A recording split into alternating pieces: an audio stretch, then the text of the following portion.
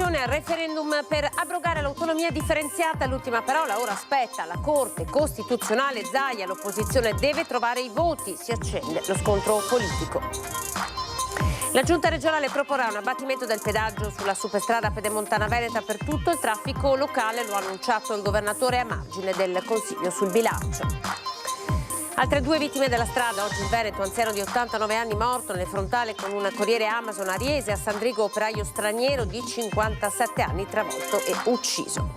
Prima udienza del processo per la morte dell'imprenditore giapponese Tominaga Udine, rito abbreviato per gli aggressori, per il trevigiano Battistella, arresti domiciliari senza braccialetto elettronico. Incendio in un negozio di telefonia in zona stazione a Padova, il rogo è divampato ieri sera provocando danni ingenti, evacuata una palazzina di 7 piani. A Mestre la protesta degli addetti ai servizi di noleggio con conducente contro i decreti Salvini considerati penalizzanti per la categoria, in marcia 500 lavoratori. Domani a Venezia le celebrazioni di Santa Lucia, la messa dalle 17:30 celebrata dal patriarca Moraglia sarà trasmessa in diretta su Antenna 3, le spoglie del martire sabato in Sicilia. Il telegiornale del Veneto, buonasera, ben ritrovati. C'è un colpo di scena con l'ok della Cassazione al referendum per abolire l'autonomia differenziata, con la sentenza che rende di fatto legittima la richiesta di abrogazione totale. Tantissime le reazioni da parte della politica, abbiamo sentito diversi esponenti politici, le prime dichiarazioni arrivano dal presidente del Veneto, Luca Zaia. In caso di referendum io penso che sia fondamentale che chi crede nell'autonomia non deve andare a votare, mi sembra logico, visto e considerato che questo è un referendum con quorum. Zaia da Ferrofini avverte: la partita non è ancora iniziata perché l'ultima parola spetta alla Corte Costituzionale, che dovrà esprimersi intorno al 20 gennaio. Certo è che il via libera della Cassazione al quesito referendario sull'abrogazione totale della legge per l'autonomia differenziata segna l'ennesima nuova battuta d'arresto ad un percorso iniziato ormai nel lontano 2017. Corte Costituzionale che a novembre aveva già parzialmente bocciato la legge Calderoli.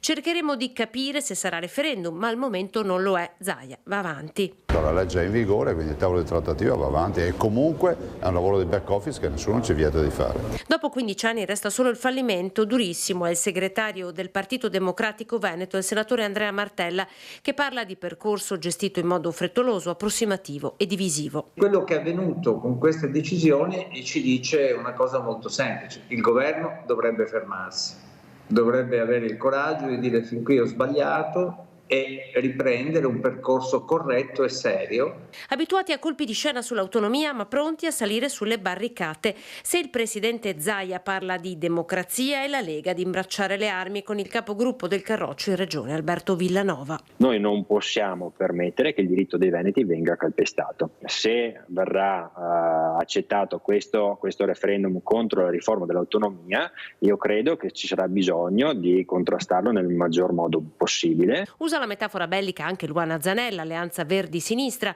avanti con la battaglia contro lo spacca Italia, scrive, aggiungendo: Zaia dice che ora ci occorrono i voti li abbiamo, il paese è con noi. Bugie e fake news della sinistra, ribatte De Carlo, coordinatore veneto di Fratelli d'Italia, che da Treiu delinea le prossime mosse, facendo anche della destra la battaglia dell'autonomia. La destra non ha mai avuto paura né dei voti né tantomeno del referendum. Dobbiamo essere bravi ora a raccontare il perché di questa riforma, perché la riteniamo strategica. La parola finale ora spetta alla Corte Costituzionale. Mario Conte, Anciveneto, ribadisce la questione settentrionale sia centrale nell'agenda politica del governo. Credo che il settentrione oggi abbia bisogno di avere rappresentanza, peso politico per progettare, studiare, analizzare il futuro politico, economico e sociale dei nostri territori. Di nuovo a Palazzo Ferrofini con la delibera per abbattere i costi della pedemontana per il traffico locale a margine della sessione di bilancio del Consiglio. È il presidente Luca Zaia ad annunciare che a breve la Giunta regionale proporrà un abbattimento del pedaggio sulla superstrada pedemontana veneta. La pedemontana, ha ricordato Zaia ai giornalisti, nasce con la legge obiettivo come strada di interesse nazionale. Poi nel 2016 l'allora ministro Del Rio e il governo di centro-sinistra tolgono la valenza nazionale al commissario e lasciano la gestione della struttura regionale. Visto e considerato che ci sono 11.000 km di strade e superstrade non a pagamento gestite direttamente da ANAS nelle diverse regioni, qui ce n'è una a pagamento che stiamo tentando di gestire. Siamo a Vicenza con la cronaca, Vicenza con la tragedia della strada a Sandrigo, un operaio ha perso la vita mentre si stava recando al lavoro in bicicletta, sono 2 i morti sulle strade del Veneto della giornata di oggi. Sangue sull'asfalto, ancora una tragedia della strada. A Sandrigo è l'alba quando un operaio in bicicletta, come tutti i giorni, va a lavorare nella zona artigianale. Ma questa volta succede l'imprevedibile. L'uomo, uno straniero di 57 anni, mentre sta pedalando in via Galvani, si scontra con una macchina. La dinamica dell'incidente deve ancora essere accertata. In quei terribili momenti l'automobilista è il primo a fermarsi e a lanciare l'allarme al 118. I medici e gli infermieri accorrono sul posto, ma purtroppo non c'è più nulla da fare. I tentativi di rianimazione dell'operaio sono vani. L'uomo è morto. Gli agenti di polizia locale hanno effettuato i primi rilievi per accertare le condizioni in cui è avvenuto lo scontro. Ma al di là della dinamica di questo incidente, per ridurre il numero dei morti, oggi bisogna rilanciare con forza il tema della sicurezza stradale. Innanzitutto desidero esprimere il mio cordoglio e la mia vicinanza alla famiglia della vittima, ma anche alla famiglia del conducente dell'auto. Credo che il dolore in queste circostanze sia davvero molto molto forte. Ma il mio vuole essere anche un appello sul tema della sicurezza stradale. Vorrei richiamare l'attenzione su quanto sia importante non sentirsi mai troppo sicuri quando si è alla guida di un'auto, di un mezzo, di una bicicletta o di un ciclomotore che sia. La massima attenzione al rispetto del codice della strada e soprattutto la massima concentrazione, perché una svista, un errore o talvolta la troppa sicurezza in se stessi può essere fatale. Siamo alla prima udienza del processo per la morte dell'imprenditore giapponese a Udine, ricorderete, Tominaga, rito abbreviato per gli aggressori, mentre per il trevigiano Samuel Battistella ci sono gli arresti domiciliari senza braccialetto elettronico. Samuele Battistella torna a casa ed Abdellah Jouma verrà sottoposto a perizia psichiatrica. Queste sono le principali novità emerse dalla prima udienza preliminare del procedimento a carico dei 2, più Daniele Wedam per la morte di Shinpei Tominaga, in seguito ai fatti avvenuti il 22 giugno. I 3 di età compresa tra i 20 e i 22 anni sono tutti accusati di omicidio preterintenzionale in concorso. Come anticipato nei giorni scorsi, questa mattina gli avvocati hanno formalizzato la richiesta per il giudizio con rito abbreviato. In caso di condanna, gli imputati otterranno lo sconto di pena di 1/3. Per il reato di cui sono accusati e considerando le aggravanti rischiano tra i 10 e i 18 anni di reclusione. Per Battistella è stata revocata l'obbligo del braccialetto elettronico, visto che a tutt'oggi, nonostante la concessione degli arresti domiciliari, era ancora in carcere per la mancanza del braccialetto elettronico. Il suo assistito aveva scelto di rimanere in carcere. Cosa è cambiato nel giro di qualche mese? Beh, è cambiato che evidentemente qualche mese di carcere lo ha fatto meditare. La novità in assoluto è la richiesta di perizia psichiatrica per Abdellah Jouma, che il giudice Paviotti ha accettato, fissando al 16 gennaio il conferimento dell'incarico. L'esito della perizia potrebbe portare alla non punibilità di Jouma per incapacità di intendere e di volere.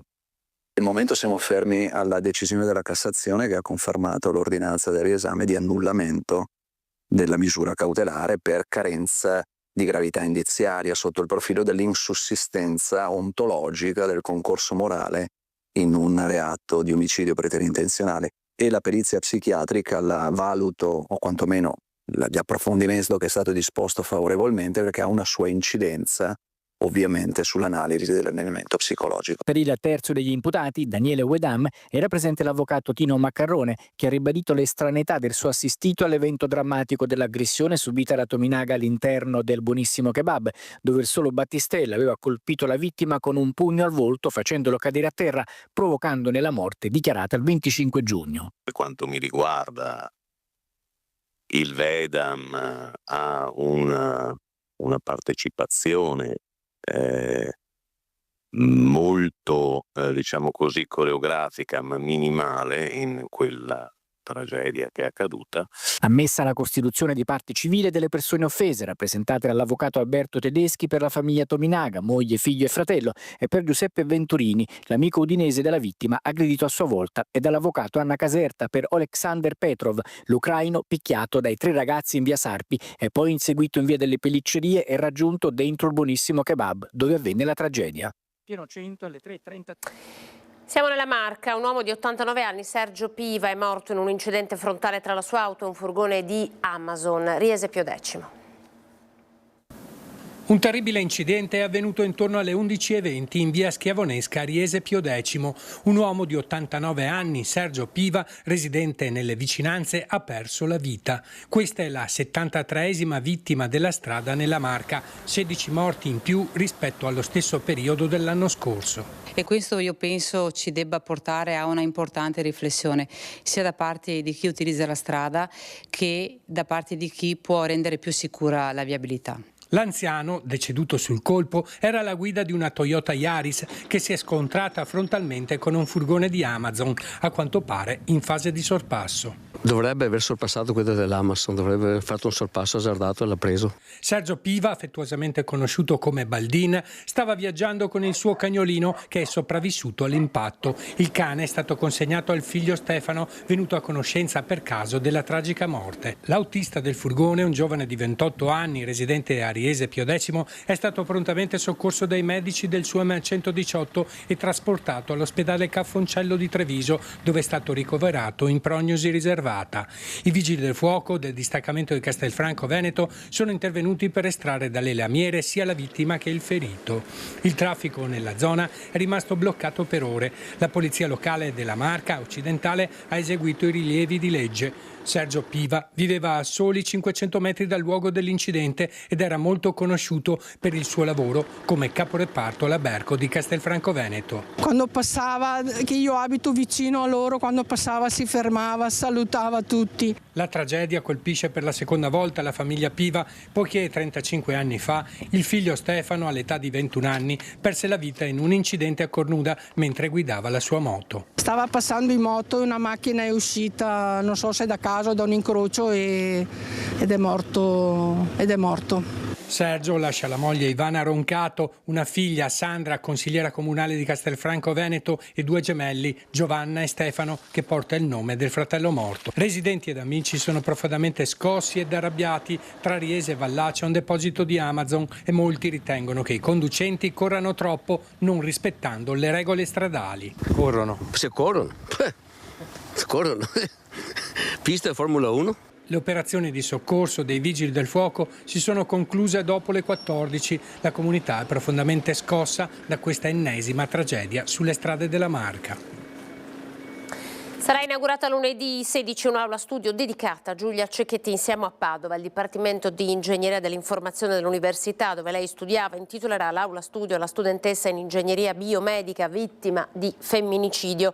L'inaugurazione dell'aula si terrà alla presenza della rettrice dell'Università, Daniela Mapelli, del direttore del Dipartimento, Gaudenzio Meneghesso, e del papà di Giulia, Gino Cecchettin. L'inaugurazione sarà preceduta nell'aula magna dalla consegna dei 6 premi di studio da altrettante studentesse istituiti in memoria di Giulia Cecchettin dal Dipartimento. E a Padova noi restiamo con l'incendio in un negozio di telefonia, zona stazione, incendio ieri sera con l'evacuazione di una palazzina. L'odore acre, le cataste di lamiere annerite circondate da mucchi di cellulari e materiale elettronico bruciato. È stata transennata l'area del negozio di telefonia del piazzale della stazione, dove mercoledì sera è divampato un incendio che ha creato momenti di paura a Padova, proprio davanti le fermate dei bus e l'ingresso dello scalo ferroviario cittadino. L'allarme è stato dato da decine di testimoni che hanno visto una densa nube di fumo nero uscire dal negozio che era chiuso. Fortunatamente nessuno è rimasto ferito, ma i danni sono ingenti, si stima circa 50.000 euro, e l'intera palazzina di 7 piani è stata evacuata.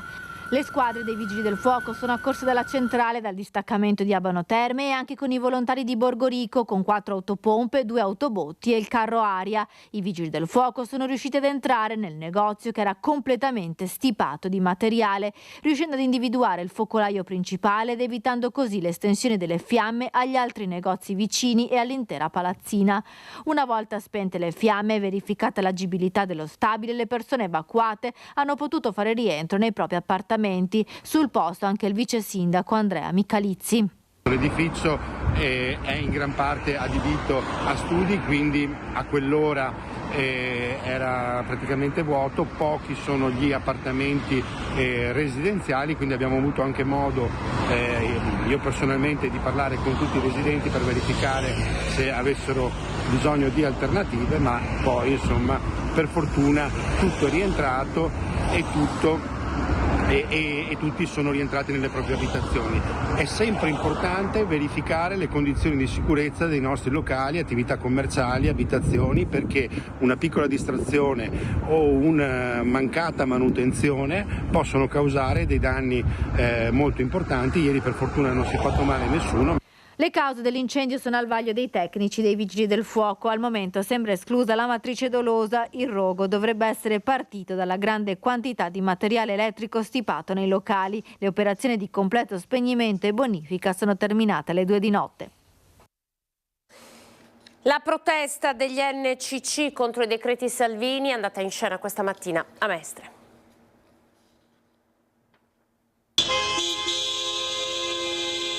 Circa 500 addetti e servizi NCC noleggio con conducente tra uomini e donne con oltre 200 mezzi stamane hanno bloccato il traffico da Mestre all'aeroporto di Tessera per la protesta nazionale contro i decreti Salvini considerati penalizzanti. La nostra richiesta è quella del blocco e dello stralcio dei decreti e riaprire un tavolo per riscrivere una norma vecchia di 35 anni, la 2192.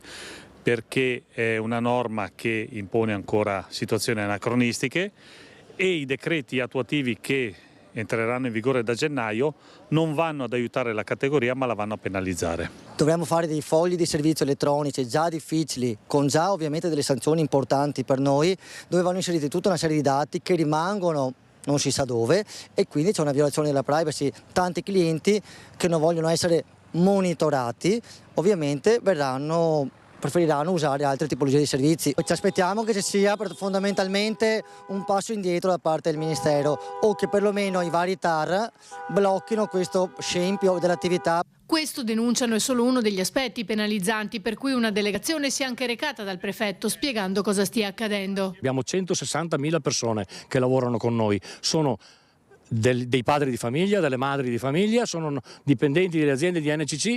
Il 2 gennaio non lo so, andremo a suonare il campanello al Ministero dei Trasporti chiedendo dove dobbiamo andare a lavorare. Tra le associazioni che hanno dichiarato la mobilitazione anche Confartigianato Veneto, che si è appellata alla Regione. Noi in Veneto in particolare abbiamo la legge regionale che ha ottemperato alla legge nazionale. La 2192 è la legge nazionale, la legge quadro. Il Veneto si è dotato della 2296 e in più ha fissato i bacini, quindi ha deciso tot licenze distribuite nelle varie province e da qui nei vari comuni. Quindi noi siamo stati virtuosi, quindi per quello chiediamo eventualmente di sganciarci dalla legge nazionale e poter dialogare con la Regione Veneto.